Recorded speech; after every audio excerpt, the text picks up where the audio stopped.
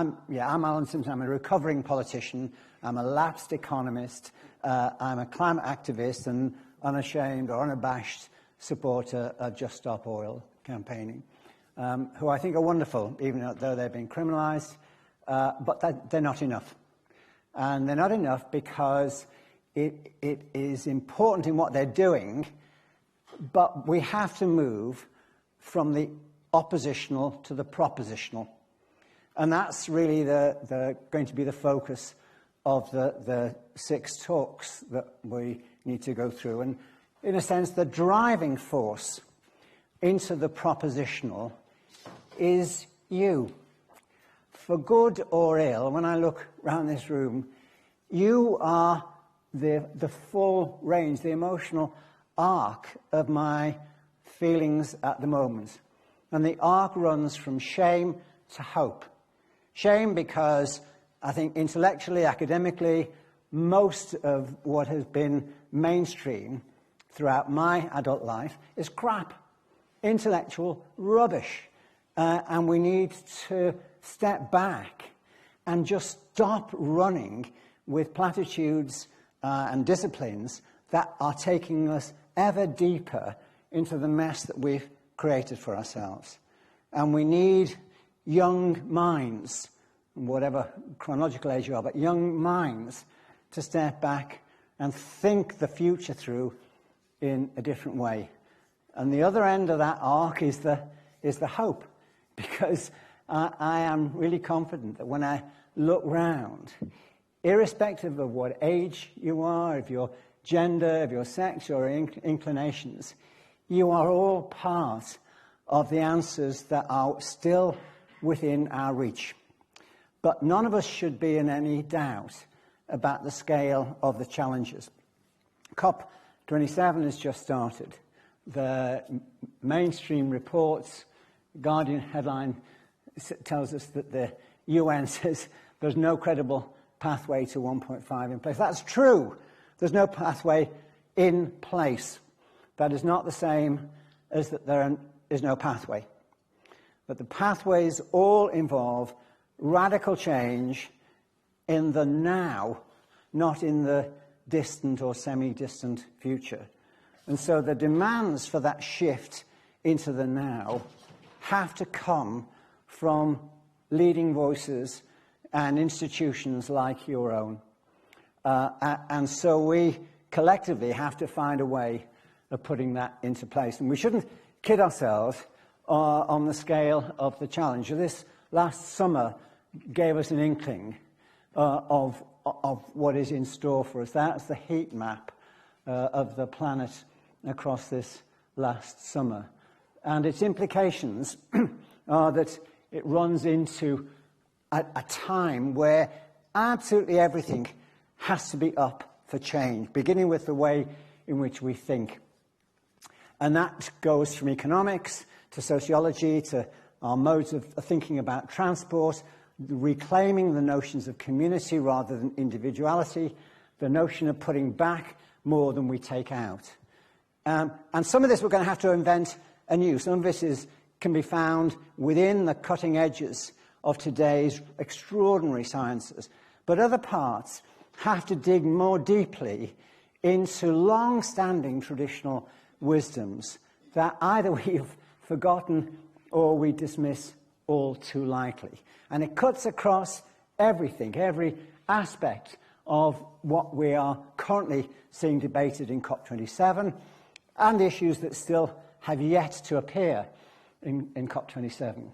So whichever aspect of life you yourselves tread into, whether it's in particular academic courses in the university or professional courses outside, or in terms of community activism around the Nottingham or Nottinghamshire area, all of these issues now have to be picked up and run with in much more inventive ways. The simple way of expressing that is now radical is the only reasonable. It is the only choice that might address the scale of the problems that we now face, because throughout my political lifetime, people like me have failed to make that the centerpiece of the political agenda. I've just come today from a session that we've been running in Parliament. I'm one of the advisors to the parliamentary group on the Green New Deal. And I have to say, it's co-chaired by Clive Lewis and Caroline Lucas, who are brilliant. And there are some really committed MPs and peers who are part of that process. But once you step out of those hearings into the main concourse of Parliament itself, it is intellectually out to lunch. So what we have to recognise is that because there's no one in there, we have to take hold of the ideas and run with them beyond the platitudes that pass for current contemporary politics. And that's the only way in which we're going to avoid the catastrophes that are already coming through. And it will redefine everything, cutting across every single academic course in this university. And it calls for an academic lead and an intellectual lead to pull the strands together. And you are absolutely critical to that process. And irrespective of whatever course you're on or you're teaching in, your component part into that process could be the determining thing that tips the balance in favour of engaging with the changes that we need to see in place now, rather than putting them off or kicking them into the long grass of the future. The first point, however, that I want to make in all of this is when people say, it's all right talking about that radical change, but, we can't afford it. And I know that that is true for many of the communities that I spent most of my adult life working within.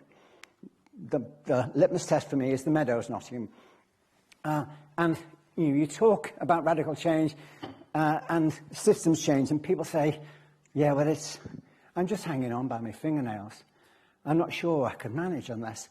And my answer to that is, actually, the poorest amongst us, have to increase their carbon footprint. Because in order to be participants in the change, they have to be equipped to consume a bit more rather than a bit less. All of the real transformative change has to be at the top of the tree.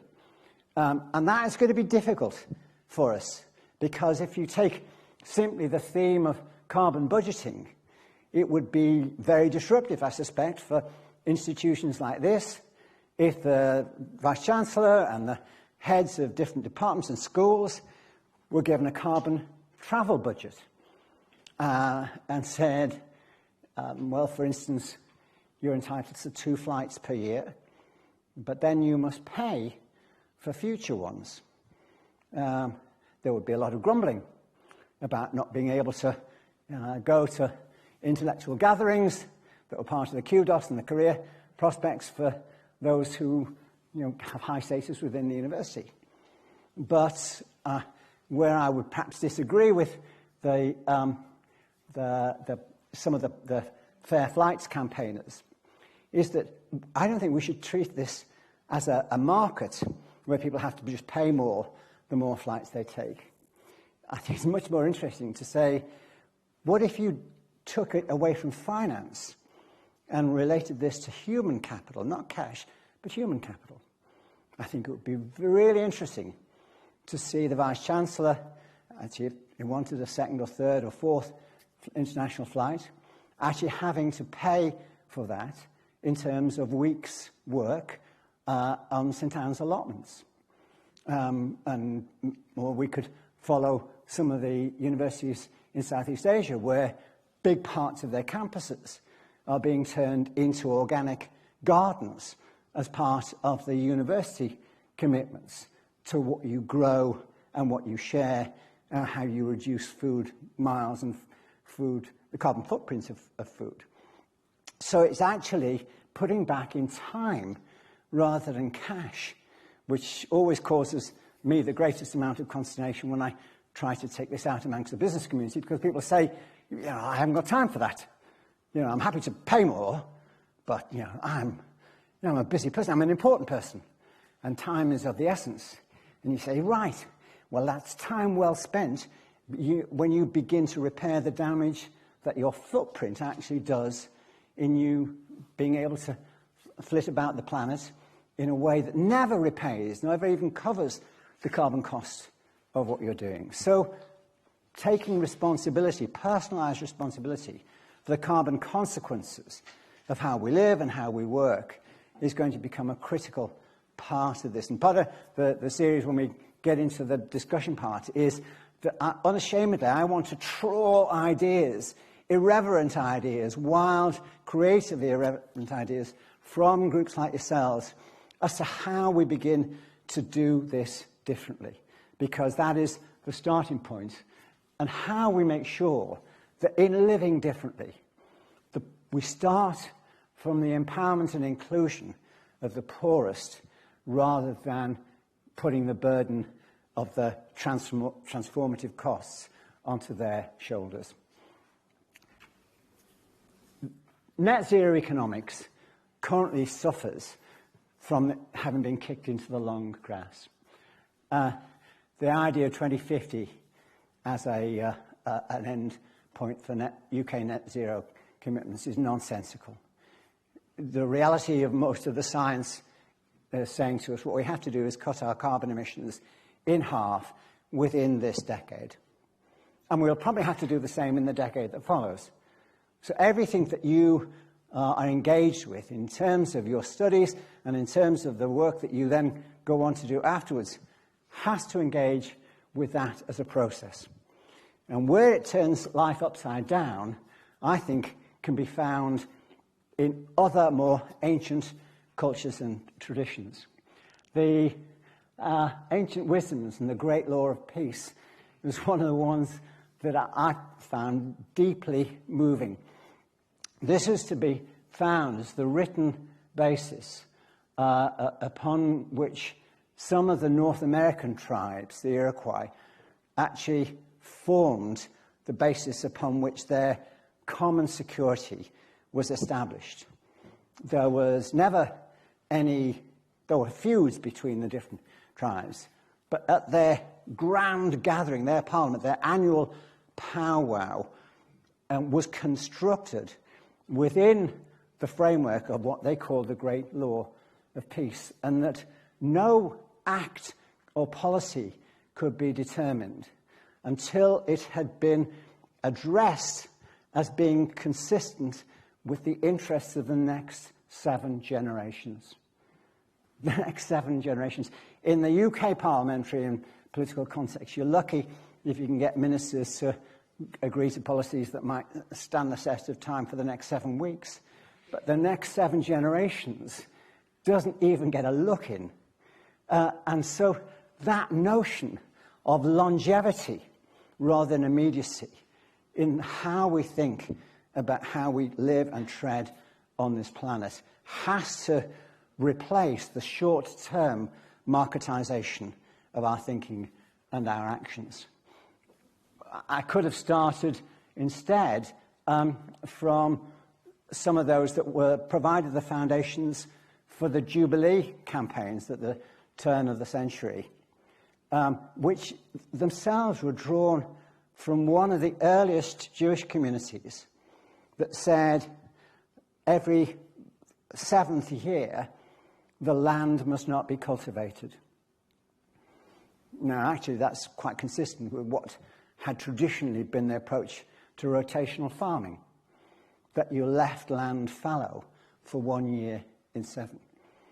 But it went beyond that, and the notion of the Jubilee was that every 7 sets of 7 years, there was a debt forgiveness. And so that what they did is that they wrote off the debts every 49 years as part of their Jubilee. In the Iroquois nations, in their powwows, they did it slightly differently. They did it on a more annual basis, in that the different tribes brought along with them their surpluses. If they'd had a good year for crops, they brought the surplus crops. If their livestock breeding had gone well, they brought along the horses or the cattle with them. And they gave them into the powwow. And those who'd had tough years and were short and struggling, they were given the proceeds and they were shared between them. It was the basis upon which interdependency was at the core of how they lived and worked and maintained their own peace. You can see a fragment of that in the more recent piece of Welsh legislation, which is lovely, which is called the Wellbeing of Future Generations Act. And there, all of the legislation has to go through a process in which they assess its impact on the future generations and to what extent the proposals actually are consistent with living sustainably into the future. There are all sorts of practical mechanisms that other countries are doing the same sort of thing, but in more mechanistic ways. I really like the fact that we have this contrast in the UK in terms of housing policy, and some of those of you involved in local government will know how difficult it is to get the UK to consistently set improvements in housing standards, so that by now we should only be building passive house or energy plus housing stock. But you try and get that past developers and they just laugh you out of court. Well, it's really interesting in parts of Germany, for instance, what they say is that unless the property that you have is, say, band C, energy performance standard band C or above, the landlord is responsible for the entirety of the energy costs. At which point the landlords went ballistic and saying, well, why should we be paying exorbitant bills for student lets when they leave the windows open? And you say, well, provide decent buildings. And what Germany says is, oh, if you're interested, we can offer zero interest loans for you to invest in the property to bring it up to passive house or energy plus standards. So it's a carrot and a stick, but the option is not the option that we leave open, which is to carry on building crap and letting and selling crap, because it's a crap that pockets for some people in the short term, but leaves the huge monumental costs on us collectively in the medium and long term, and actually now in the short term. So we've got to move into spaces that are defined, redefined, on the basis of prioritizing repair and restore and redistribution, the carbon contraction and rationing, and planet first policies that tax the parasites. And these are the last, well, there's two additional slides that I want to use before trying to draw on your thoughts and your ideas so that I can pinch them. But I want to just mention something about this. There's a lot of controversial stuff on social media, particularly around local authorities that have tried to prioritize pedestrianisation, to take cars out of some of the more densely populated areas.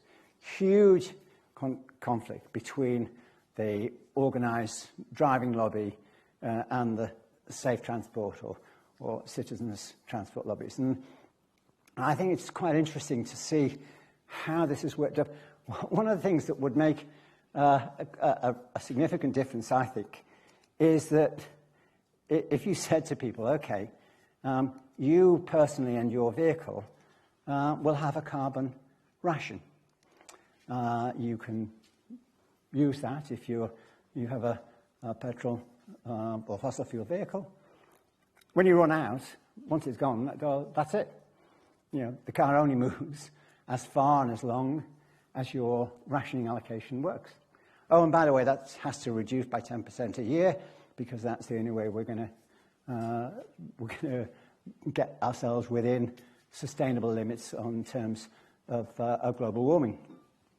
And that would open the doors for the more imaginative, creative processes that are being driven by the likes of Anne Hidalgo as the Mayor of Paris, who's already taken out 70,000, 50% of the car parking spaces in Paris have now been removed. 70,000 spaces have been removed.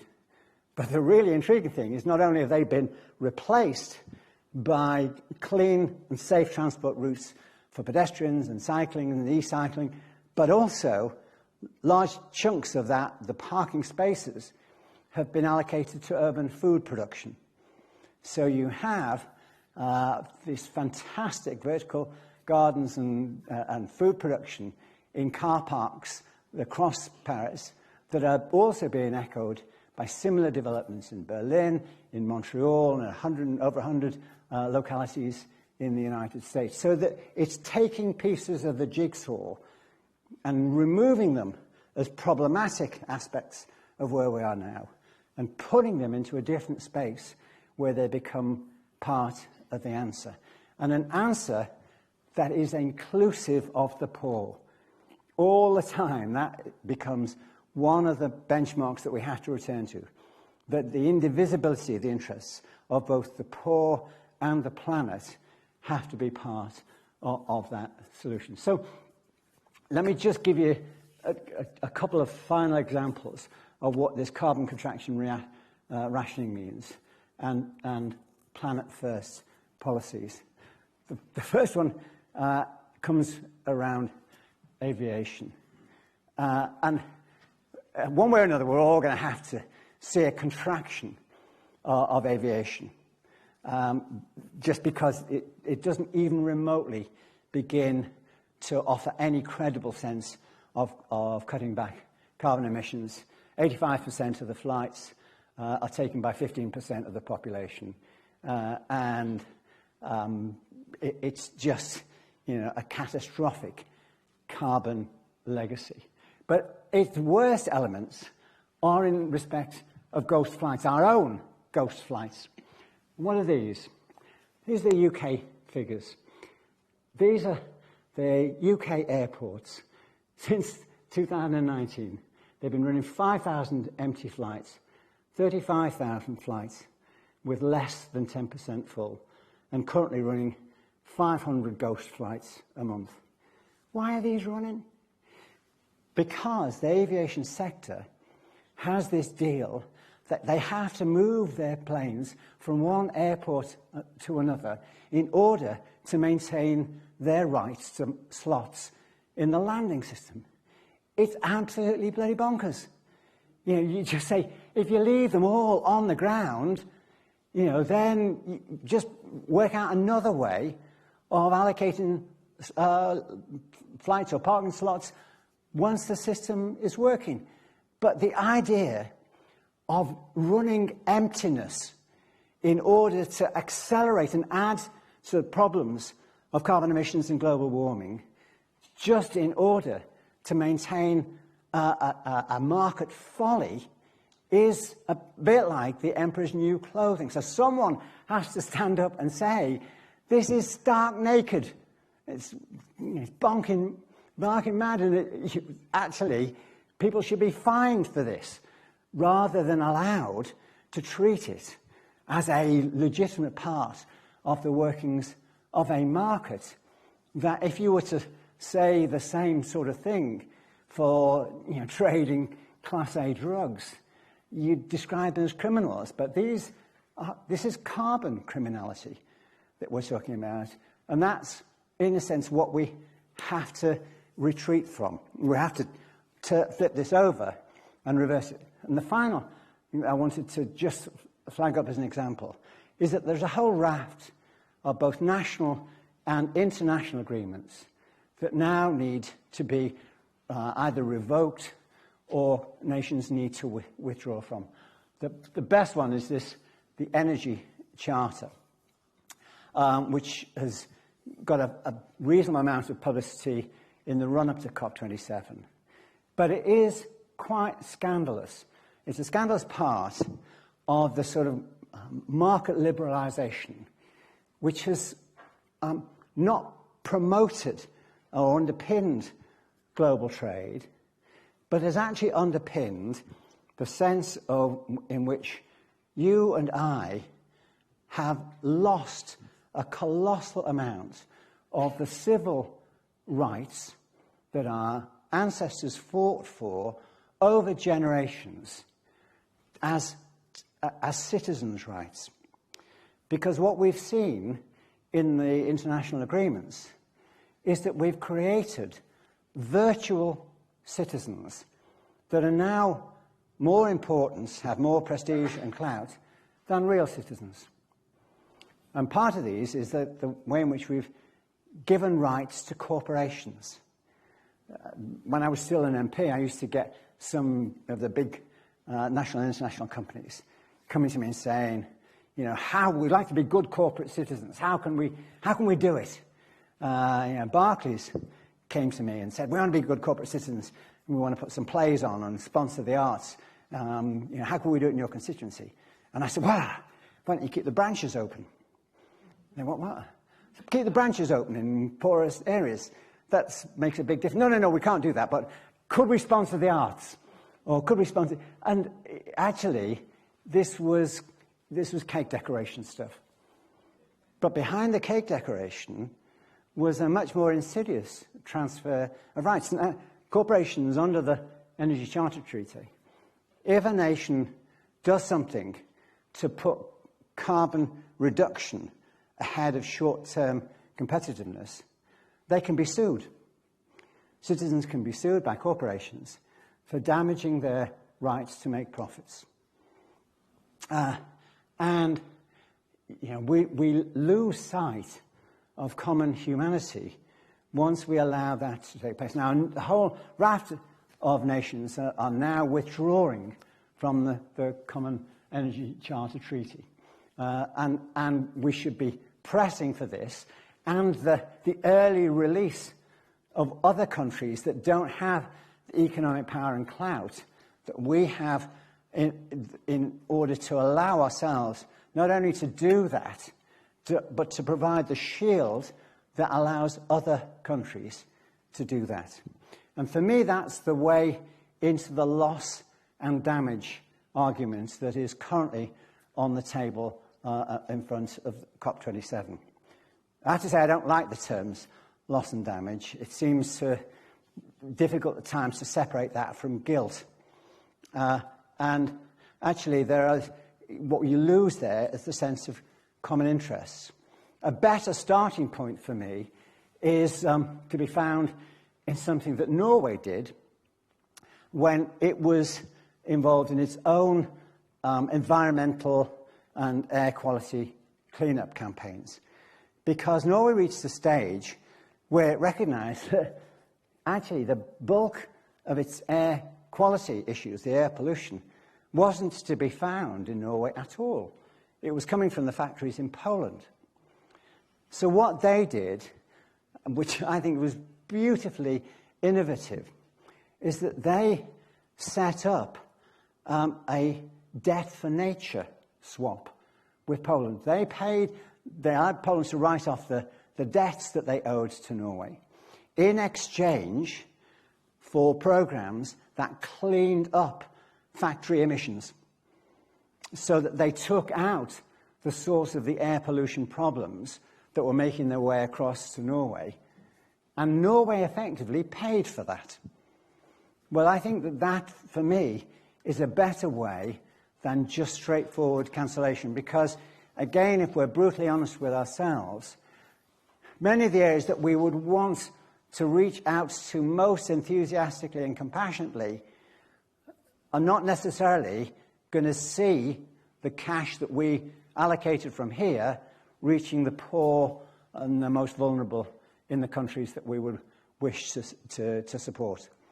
That corruption is there in every single country, and we shouldn't hide behind the notions of false benevolence to ease our own consciences.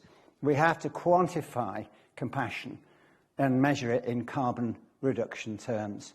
And we can measure it in other terms too, in terms of preserving the soils and the livelihoods and the water supplies and the energy systems that others live on. But it has to be quantifiable, that we're all in the process of constructing an economics and a politics of reparation and rebuilding that our future, your future, fundamentally depends on. So my final point is this. I follow a lot of the stuff that the Just Stop Oil campaigners put out on the social media. And I find it excruciating that, when I see young people being very brave and disruptive, but also openly saying, why am I doing this? Because I have no future. Because unless you lot wake up and do something and do it now, we are all stuffed. I am stuffed. I didn't cause this, but I'm glued here, I'm hanging here because you won't and don't challenge what we're doing wrong and won't and don't occupy the spaces of how we do things right or how we can do things better. And I think in the courses that, the talks that follow, we're going to try and go theme by theme in what this means of where leadership is coming, not just from other countries, but from other towns and cities and communities, where there is a real radicalism in the wind, and we just have to latch onto that and be part of it. I remember when, in the early days of the peace movement, E.P. Thompson did a national tour and spoke here about the internationalization of the peace movement. And he said, for me, memorably, that what we have to be doing is setting out not just the case against war, but the arguments in favor of the how of delivering diplomacy and stability in different ways. And we have to cross national frontiers in ways that our leaders appear incapable of doing. We have to be responsible.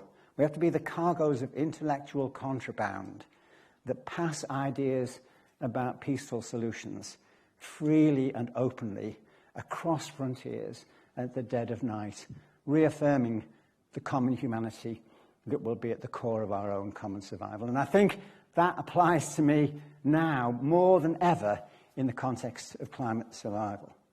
So my invitation to you is to say, just step forward now with the ideas of the intellectual contraband that you might be able to bring in your own courses, in your own departments, in your own lives and in your own communities that will allow us to make the radical changes that might still stave off the apocalypse. Thanks very much.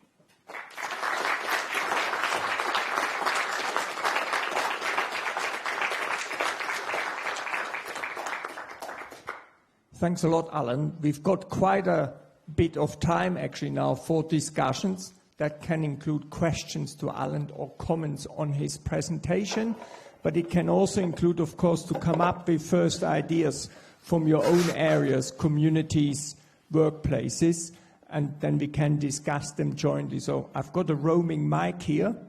Who would like to start us off? And I'm happy to deliver the mic to the person. Yes, very good. Thanks, Alan. That was really stimulating. There were two words you didn't mention. I was really listening. And see if one was population. You didn't really mention. And the other was consumption. And everything you've talked about, I think, relates to those two things, population and consumption. The problem we're facing, all these young people in this room are facing, because I'm not facing them, I'll be long gone before all the trouble stops. But the problem you're all facing has only been with us for about 250 years. It's a very, very narrow frame of the history of mankind on this earth. And we've done most of the damage, in actual fact, has been done in my lifetime and yours, Alan. Mm-hmm. That's the reality of it, isn't it? But I just wonder how many people in this room really think about these two things. Consumption, i.e. the planet's resources, and the population that we have consuming. Okay, that's my piece, thank you. Okay. Yeah, I think you're right, but I would just want to reframe some of those. First of all, the population one is an absolutely pivotal issue, and it's an uncomfortable issue. Because if you look at the UN projections, what are we now? 8.5 billion? The projections are that by the end of this century, there will be 10.5 billion. Out of the current 8.5 billion, there are 2 billion people who are under the age of 15. Anyone want to guess what the number is projected to be by the end of the century? Okay, easy. The answer is 2 billion. It isn't the growth of young people or too many babies. The problem is me. People like me are living longer than we should. We should just pop our clogs and go, and life would be a lot easier. But compassionately, I feel quite fond of myself at times and would rather stay around. But it means redefining my role, our roles in later life. And we have to think of becoming part of the repair process. You know, post-retirement has to be the era in which people like me have to put back more than we take out. And that can be done in all sorts of ways. But it's not about swanning off to the Riviera and taking lots of holidays.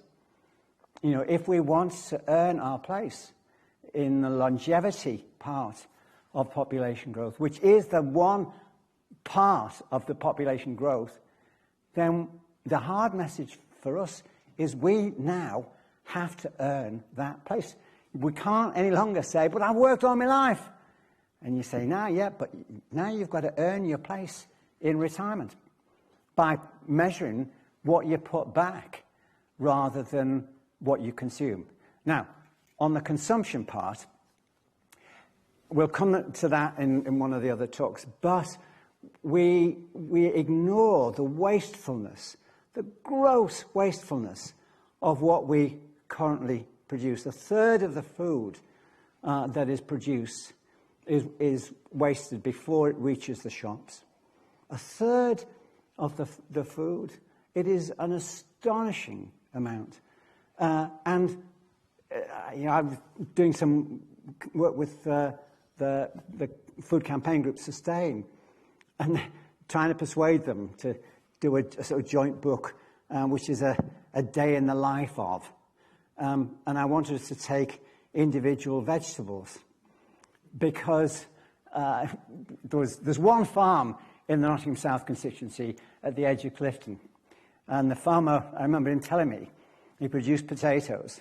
And the potatoes were shipped off to Scotland to be bagged and barcoded, and then sent out to various regional distribution centres for the major supermarkets, and then sent out to some more localised, supermarket-specific depots and warehouses, and then sent out again to the individual shops. And so the day in the life of a potato produced here went all around the bloody country with a massive carbon footprint for both storage and shipment, which was insane. You know, I haven't eaten meat for 50 years, but I don't object to those who do. But I do object to the fact that if you try to look at the problems that we had in terms of some of the bovine illnesses, the difficulty was that the sheer amount of livestock that is sold one day in a market in one part of the country, shipped across the country for resale in another market on a different day. And this can be happening 5, 10, 20 times. So that, you know, the localization of consumption is a way of massively reducing the carbon footprint of that as a process. We don't have to invent the wheel on this. We should just look at the carbon footprints of the slow foods movements across Europe. And I did a lot of work with the slow food movement in Italy, which is where it started. And I remember going to meet the mayor in the town where it started. And I walked round beforehand, before meeting him. And he said, you know, I just want you to know that in Italy, even the poor have a better diet than the middle class in Britain. And why? Because we have food accountability. People know where the food comes from, they know the farms where it comes from. And we have much greater control in some places. If you're producing food from within 50 miles of the town, you only pay 50% of the local rates, the commercial rates, so that they incentivize local, seasonal, and accountable. And I said, yeah. Is that why you haven't, because I walked around the town, is that why you haven't got a McDonald's anywhere in the town? He said, no, that's a different reason. He says, look, is that planning application? Is the first question. What do you want to do? Second question, how does this build on our culture and tradition? He says, I can't find a Machiavelli, but McDonald's? No, it's not here. So we say to them, fuck off. And I said, well, if you said that in Britain, they'd say to you, well, we're going to put another application, then we'll put an appeal to the minister, we'll take it to the courts. Even as the local authority, if you keep on objecting, you'll soon find the auditors getting onto you as councillors saying, your fiduciary duty puts a limit on how far you can waste ratepayers' money by keeping on objecting. And so you could be penalised if you keep being obstructive in the way that you are. And the mayor said to me, well, hey, we don't care. We'll all go to prison. We don't care. They're not coming. We're not having it. And I just thought there was a freshness and honesty about this that began from the notion that they had a culture and tradition of food accountability that was worth fighting for and defending. So, yes, we have got to revisit how we consume and how we reduce the I'm going to say food miles, but it's the product miles of everything in that process. Now, the exciting thing is that, again, we'll go into this in other sessions, the number of places around the planet that are already racing down this path are genuinely impressive and exciting.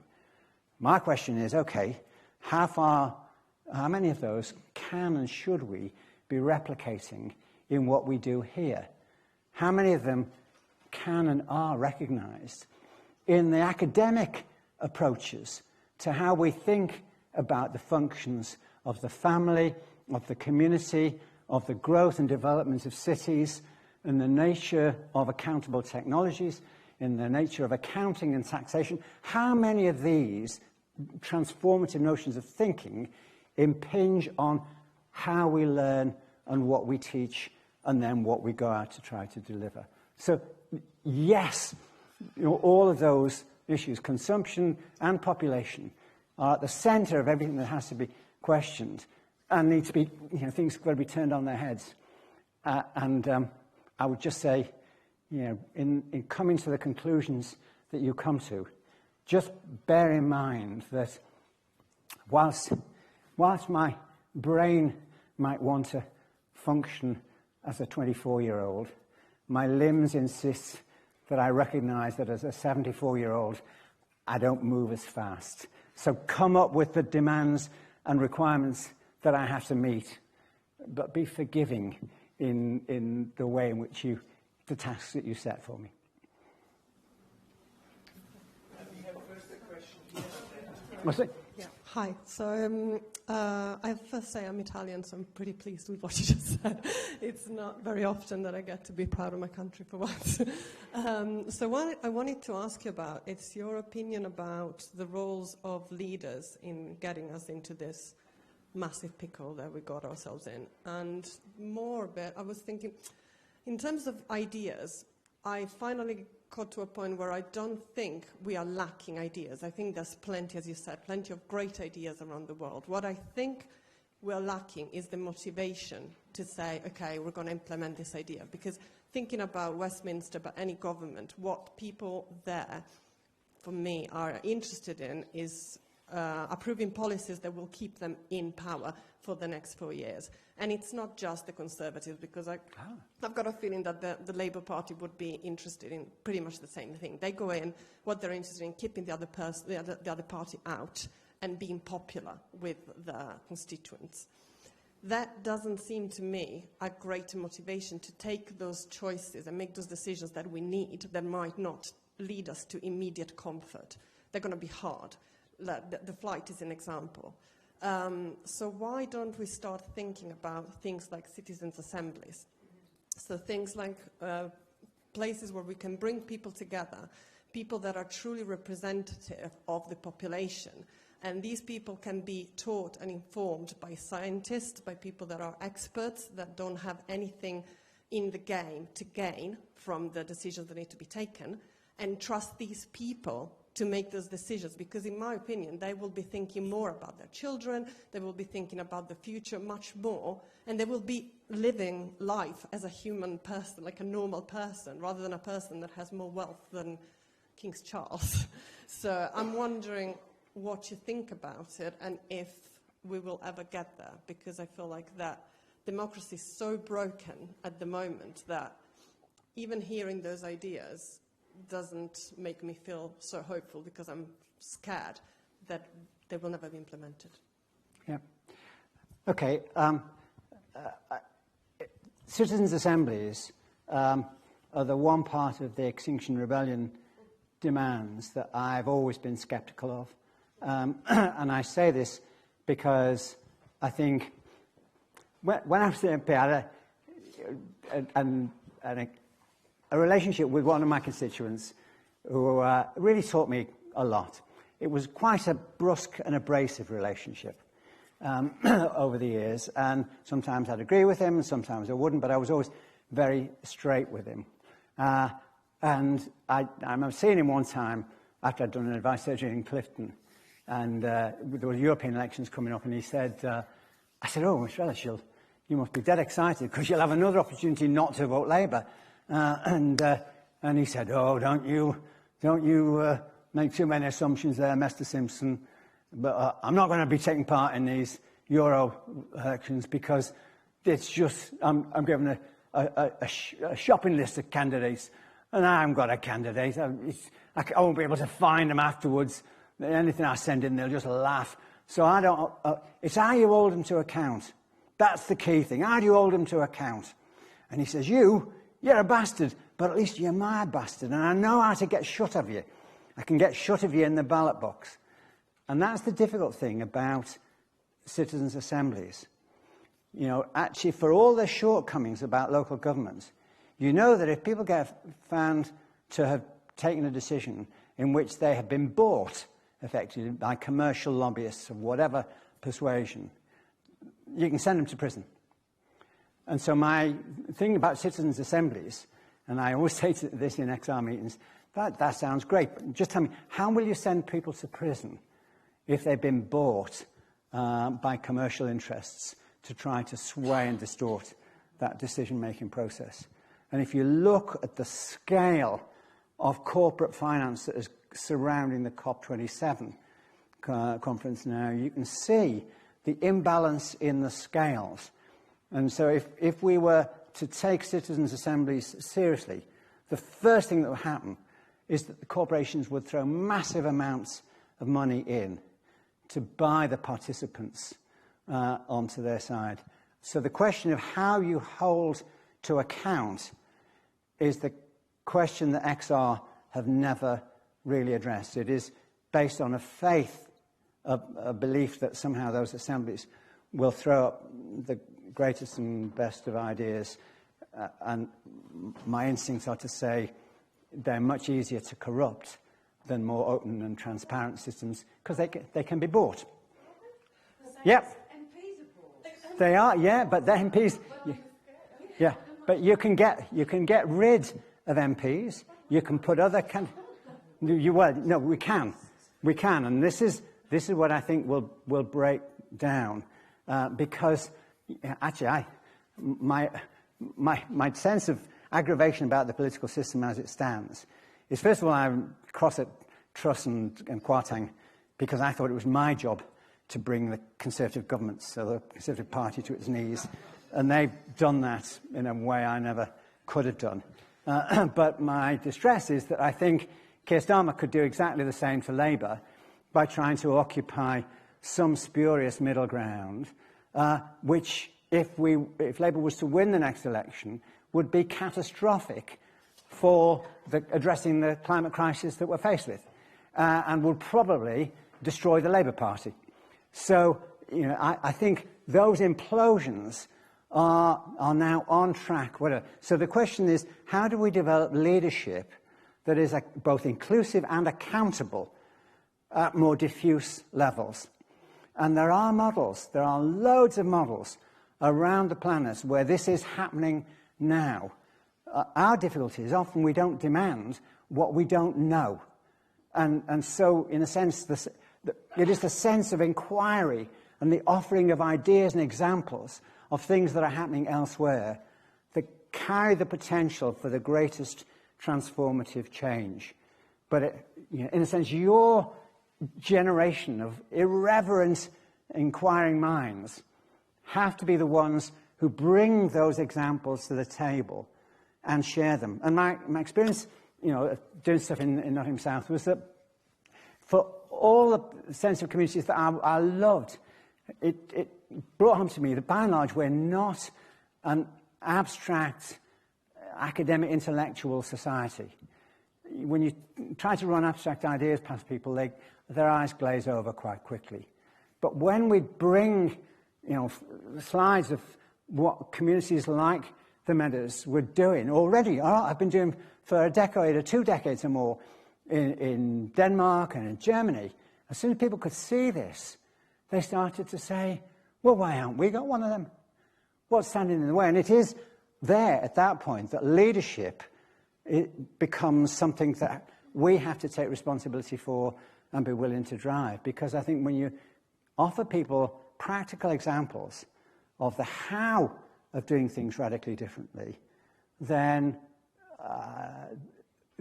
actually in a crisis, they're much more willing to make that leap of faith into something practical. But it has to offer the prospect of greater security. And I think the voting system is increasingly becoming a distraction. If there is a defect that is worth working with, I would say start in terms of local government. And for all its shortcomings, work with the platforms offered to local councillors to be able to say, give us the extra powers that they have in Copenhagen, in Paris, in Chicago, in Montreal, in parts of Portugal or parts of Scandinavia. Give us those powers, and we can do these equivalents ourselves. And so it's those sense of pulling together the examples of what transformative change is currently about in areas that are already doing it, using people like you and I to drive that forward. And it's going to be messy, and it's going to be full of things that go wrong, but at least they have a sense of localised inclusion and localised accountability that currently our political discourse is missing out on. It's the accountability issue that I think we've got to fill in. And why couldn't you combine citizens' assemblies with greater local authority? Well, you possibly could, but it requires... citizens' assemblies that have been tried, some of them have been very productive, but very expensive. There isn't one that hasn't been extremely expensive. So the question is, how do you make those something that is part of popular and localised culture? Switzerland has referenda on almost everything that moves. That's one way of giving citizens a voice. I'm not sure it's a particularly successful one in getting reflective changes, but it's an approach. Others have approaches to more localised democracy. We had a really good example here in Nottingham in the Combined Hospitals Trust that wanted, they had a fantastic new catering manager come in who thought food waste and food miles was something quite horrendous. He wanted to tackle it. Went out, came back 3 months later and said, OK, I've got a plan that can save the hospitals £2 million straight away, and then £250,000 a year thereafter, and it will double the standard of nutrition in hospital food, and that's it. So, on the trust board, we said, well, that sounds good. Well, what's the problem? He said, well, the cooked chilled food providers aren't going to be happy. And we said, well, that's tough. Run with it. And what he had done is he'd spent his time going around farmers in Nottinghamshire, Derbyshire, Leicestershire, and Lincolnshire, and put together a consortium that would supply the entirety of the hospital food needs and delivering exactly that, doubling nutritional standards, cutting food costs, and delivering much greater food accountability and cutting food miles by 90%. They ended up getting Prince Charles's award as setting the standard of hospital food systems. And it was great until there was a change of government, and it was decided that this was anti-competitive, and so the hospital in-house catering team were not allowed to compete for the tendering, and it went to a commercial contractor